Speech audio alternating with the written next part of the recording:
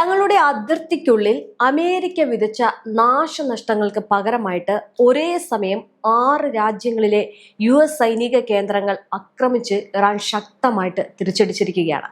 Ballistic മിസൈലുകളും ഡ്രോണുകളും ഉപയോഗിച്ച് നടത്തിയ ഈ ഒരു ആക്രമണങ്ങളിൽ യുഎസിന്റെ നിരവധി റിഫ്യൂവലിംഗ് വിമാനങ്ങളും അതുപോലെ തന്നെ യുദ്ധവിമാനങ്ങളും തകർന്നതായാണ് ഇറാന്റെ റവല്യൂഷണറി ഗാർഡ്സ് അവകാശപ്പെടുന്നത്. കഴിഞ്ഞ ദിവസങ്ങളിൽ ഇറാന്റെ 150ഓളം കേന്ദ്രങ്ങളിലാണ് അമേരിക്ക തുടർച്ചയായിട്ട് ബോംബാക്രമണം നടത്തിയത്. ഇതിൽ ഇറാന്റെ പ്രധാന കമാൻഡ് സെന്ററുകൾ, വ്യോമ പ്രതിരോധ സംവിധാനങ്ങൾ, തന്ത്രപ്രധാന തുറമുഖ നഗരമായിട്ടുള്ള ബന്ദർ അബ്ബാസിലെ കമ്മ്യൂണിക്കേഷൻ നിരീക്ഷണ ടവർ, റെയിൽവേ സ്റ്റേഷനുകൾ എന്നിവ പൂർണ്ണമായിട്ടും തകർക്കപ്പെട്ടിരുന്നു. US സെൻട്രൽ കമാൻഡിന്റെ വ്യോമാക്രമണത്തിൽ ഹോർമുസ്ഗാൻ മേഖലയിലെ 2 പ്രധാന പാലങ്ങളാണ് തകർന്നിരുന്നത്. കൂടാതെ തെക്ക് കിഴക്കൻ ഇറാനിലെ ഇറാൻ ഷഹർ വിമാനത്താവളത്തിലും അഹ്വാസ്, ബുഷഹർ മേഖലകളിലും ലക്ഷ്യമിട്ട് US നടത്തിയ ബോംബാക്രമണത്തിൽ നിരവധി സൈനികരും സാധാരണക്കാരും കൊല്ലപ്പെടുകയും ചെയ്തു. അതായത് യുദ്ധത്തിൽ വലിയ നാശനഷ്ടങ്ങൾ ഇരു രാജ്യങ്ങൾക്കും ഉണ്ടായി. പക്ഷേ പിന്നോട്ടില്ല എന്ന് പറഞ്ഞ് ഇറാൻ നിൽക്കുന്നു, യുദ്ധം തന്നെ ചെയ്യുമെന്ന് പറഞ്ഞ് ട്രംപ് നിൽക്കുന്നു. അങ്ങനെ യുദ്ധം ഓരോ ദിവസവും, ഇന്ന് 7ാം ദിവസം എത്തിയിരിക്കുകയാണ്. വലിയ രീതിയിലുള്ള ആക്രമണങ്ങൾ, പ്രത്യാക്രമണങ്ങൾ നടത്തി ഇരു രാജ്യങ്ങളും മുന്നോട്ട് പോവുകയാണ്. പക്ഷെ ഇതിനിടയിൽ പെട്ടുപോകുന്നത് പശ്ചിമേഷ്യയാണ്. നമ്മൾ പല വാർത്തകളിലും പശ്ചിമേഷ്യയെ പറ്റി പറഞ്ഞിട്ടുണ്ട്.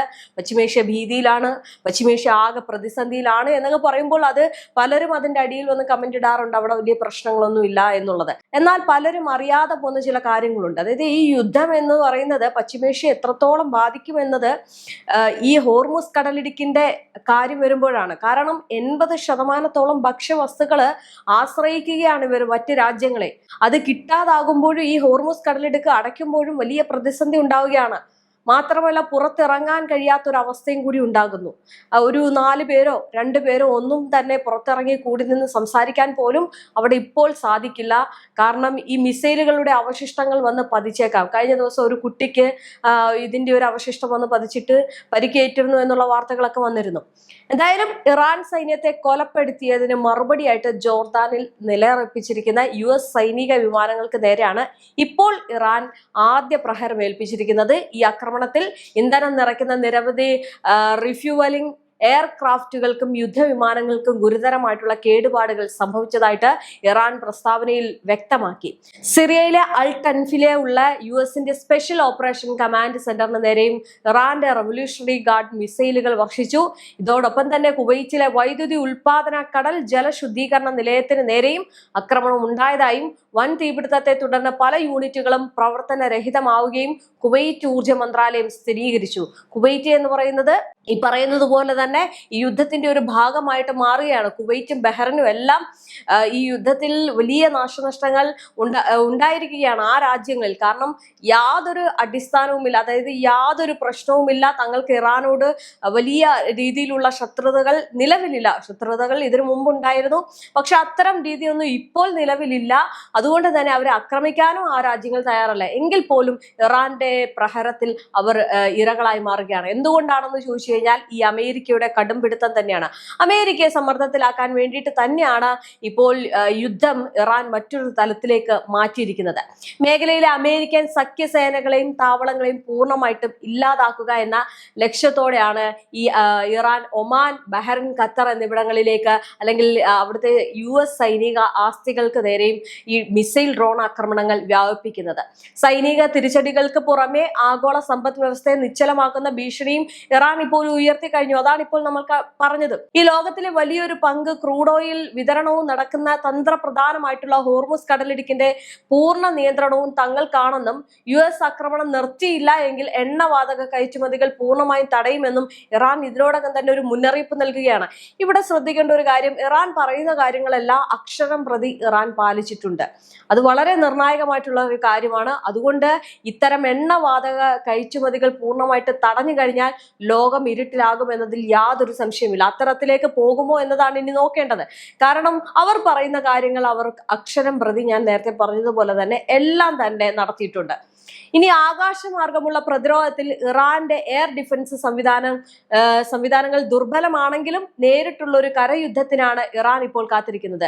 ഈ സാഗ്രോസ് മലനിരകളിലെ വൻ താഴ്വരകളും ആയിരക്കണക്കിന് ഒളിത്താവളങ്ങളും ശത്രു സൈന്യത്തെ പതിയിരുന്ന് ആക്രമിക്കാൻ ഇറാനെ സഹായിക്കും. ലക്ഷക്കണക്കിന് വരുന്ന ഇറാന്റെ കരസേനയും തദ്ദേശീയമായിട്ട് നിർമ്മിച്ച 10,000-കണക്കിന് ഡ്രോണുകളും യുദ്ധത്തിൽ ഇനിയും ഉപയോഗിക്കപ്പെട്ടിട്ടില്ല എന്ന് അമേരിക്കയ്ക്ക് അറിയാം. അത് അമേരിക്കയ്ക്ക് വലിയ ഭീഷണിയുമാണ്. 6 രാജ്യങ്ങളിലെ കരയോടടുത്ത താവളങ്ങൾക്ക് പുറമെ പേർഷ്യൻ ഗൾഫിലെ നിലയുറപ്പിച്ചിരിക്കുന്ന അമേരിക്കൻ യുദ്ധക്കപ്പലുകൾക്ക് നേരെയും ഇറാന്റെ തദ്ദേശീയമായിട്ട് വികസിപ്പിച്ച അത്യാധുനിക ഈ കാലിജ് ഫാർസ് ആന്റി ഷിപ്പ് ബാലിസ്റ്റിക് മിസൈലുകൾ തൊടുത്തുവിട്ടതായിട്ടുള്ള റിപ്പോർട്ടുകളും കൂടി പുറത്തു വരുന്നുണ്ട്. US നാവികസേനയുടെ വ്യോമ പ്രതിരോധ സംവിധാനങ്ങൾ ഇവയിൽ ഭൂരിഭാഗവും തടഞ്ഞതായിട്ട് അവകാശപ്പെടുമ്പോഴും മേഖലയിലെ US നാവിക നീക്കങ്ങൾക്ക് ഇത് കടുത്ത ഭീഷണിയാണ് ഉയർത്തുന്നത്. ഇനി ഒമാൻ തീരത്ത് സ്ഥാപിച്ചിരുന്ന US സൈന്യത്തിന്റെ അതിനൂതന നിരീക്ഷണ റഡാറുകളും സംവിധാനങ്ങളും തങ്ങൾ വിജയകരമായിട്ട് തകർത്തതായിട്ട് ഇറാന്റെ റവല്യൂഷണറി ഗാർഡ് അവകാശപ്പെടുന്നുണ്ട്.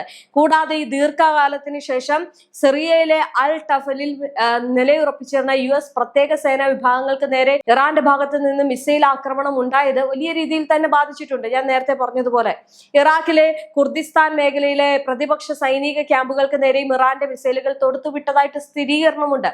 ഇതെല്ലാം പറയുമ്പോൾ ഈ കാര്യങ്ങളെല്ലാം സ്ഥിരീകരിക്കുന്നുണ്ട്. ഇറാന്റെ നേരിട്ടുള്ള ആക്രമണങ്ങൾക്കൊപ്പം ലെബനാനിലെ ഹിസ്ബുള്ളയും യമനിലെ ഹൂത്തി വിമതരും ഇറാഖിലെ ഷിയ സായുധ സംഘങ്ങളും ഒരേ സമയം അമേരിക്കൻ ഇസ്രായേൽ ലക്ഷ്യങ്ങൾ അല്ലെങ്കിൽ ലക്ഷ്യസ്ഥാനത്തേക്ക് നേരെ ആക്രമണം കടുപ്പിക്കുകയും ചെയ്യുന്ന ഒരു സാഹചര്യം അവിടെ ഉണ്ടാകുന്നുണ്ട്. ഈ പശ്ചിമേഷ്യയിൽ ഉടനീളമുള്ള തങ്ങളുടെ സഖ്യകക്ഷികളെ ഒന്നിപ്പിച്ചുകൊണ്ട് അമേരിക്കയ്ക്ക് മേൽ സമ്മർദ്ദം ചെലുത്താനും US സൈന്യത്തിന്റെ ശ്രദ്ധ പല വഴിക്ക് തിരിക്കാനുമാണ് ഇറാൻ ഇപ്പോൾ ഇതിലൂടെ ശ്രമിക്കുന്നത്. ഈ ഹൂത്തി വിമതരും അതുപോലെ തന്നെ ഹിസ്ബുള്ളയൊക്കെ രംഗത്തിറക്കുന്നതിന്റെ ഒരു കാര്യം അതാണ്. ഇനി റഷ്യയുമുണ്ട്. റഷ്യ ഇപ്പോൾ യുദ്ധത്തിൽ വന്നിട്ടില്ല എങ്കിലും സഹായങ്ങൾ പല വഴി ചെയ്യുന്നുണ്ട്.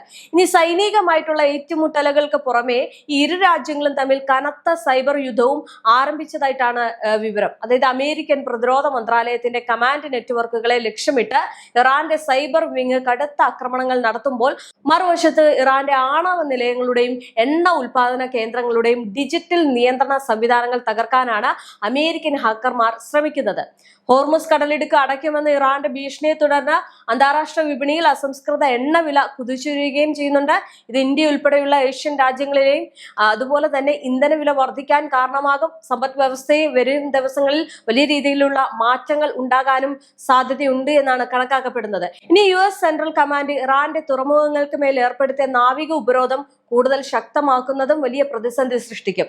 ഈ ഹോർമുസ് കടലിടുക്കിലൂടെയുള്ള അന്താരാഷ്ട്ര കപ്പൽ ഗതാഗതം പൂർണ്ണമായും തടസ്സപ്പെട്ട പശ്ചാത്തലത്തിൽ ഇറാന്റെ തീരദേശ മിസൈൽ വിക്ഷേപണ തറകൾ തകർക്കാൻ ഈ ഗ്രേറ്റർ ടൂൻബ് ദ്വീപുകളിൽ US നാവികസേന 90 മിനിറ്റ് നീണ്ടുനിന്ന കനത്ത ബോംബാക്രമണം നടത്തിയിട്ടുണ്ട്. കൂടാതെ മധ്യ ഇറാന്റെ ഉള്ളിലുള്ള യാസിദ് നഗരത്തിലും ഖഷം ദ്വീപിലും US വ്യോമസേന പുതിയ ആക്രമണ പരമ്പരകൾ അഴിച്ചുവിടുന്നുണ്ട് എന്നുള്ള വാർത്തകൾ കൂടി വരുന്നുണ്ട്. അതായത് നിർണായക US താവളങ്ങളിലെ നാശനഷ്ടങ്ങൾ നോക്കുകയാണെങ്കിൽ അവിടെ വലിയ രീതിയിലുള്ള പ്രശ്നങ്ങൾ ഉണ്ടാകുമ്പോഴും USന്റെ ഭാഗത്ത് നിന്ന് പ്രത്യാക്രമണം തുടരുന്നു എന്നതാണ്.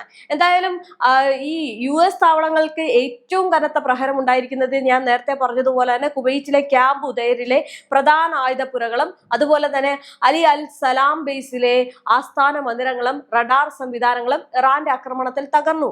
ഇതാണ് അമേരിക്ക ഏറ്റവും കൂടുതൽ പ്രകോപിപ്പിച്ചത്. കാരണം അവരുടെ ഏറ്റവും നിർണായകമായിട്ടുള്ള കാര്യങ്ങൾ ഇതാണ് നശിച്ചതിൽ. ഈ കൂടാതെ തന്നെ ജോർദാനിലെ മുവാഫക്ക് സാൽത്തി അൽ അസ്രക്ക് വ്യോമതാവളത്തിന് നേരെയും US യുദ്ധവിമാനങ്ങൾക്കായിട്ട് സൂക്ഷിച്ചിരുന്ന വൻ ഇന്ധന സംഭരണികളും ഇറാന്റെ ഡ്രോൺ ആക്രമണങ്ങൾ ലക്ഷ്യം വെച്ചു എന്നുള്ള വാർത്തകൾ കൂടി വരുന്നുണ്ട്. ഈ ബഹറിലെ സാക്കിർ എയർബേസിൽ നിർത്തിയിട്ടിരുന്ന US ഹെലികോപ്റ്ററുകൾക്കും നിരീക്ഷണ വിമാനങ്ങൾക്കും ഇറാന്റെ ആക്രമണത്തിൽ കനത്ത നാശനഷ്ടം സംഭവിച്ചതായിട്ട് ഈ തസ്നീം ന്യൂസ് ഏജൻസി തന്നെ റിപ്പോർട്ട് ചെയ്യുന്നുണ്ട്.